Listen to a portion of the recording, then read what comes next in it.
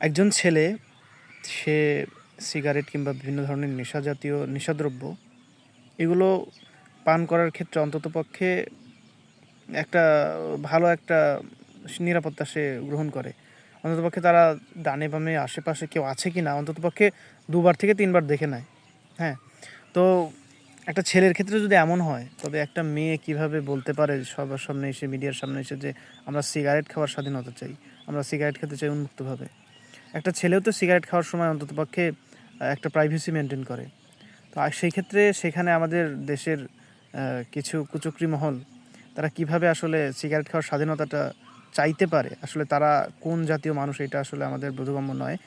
আমাদের সরকারের উচিত এদেরকে দৃষ্টান্তমূলক শাস্তির ব্যবস্থা করা এবং এদেরকে আইনের আওতায় আনা। যারা কিনা সিগারেটের মতো একদম নেশাদ্রব্যকে তারা সহজীকরণ করছে, তারা সবার সামনে এটাকে নরমালাইজ করছে। তো যেহেতু মাদকদ্রব্য সেবন এবং বহন দুটোই অপরাধ, সেক্ষেত্রে তাদের দৃষ্টান্তমূলক শাস্তি হওয়াটা অত্যন্ত জরুরি। আর বিড়ি সিগারেটের মতো বস্তুকে সমাজে প্রতিষ্ঠা করার জন্য যারা কাজ করছে তারা আমাদের জন্য ঝুঁকিপূর্ণ, তারা আমাদের সমাজের জন্য ক্ষতিকর।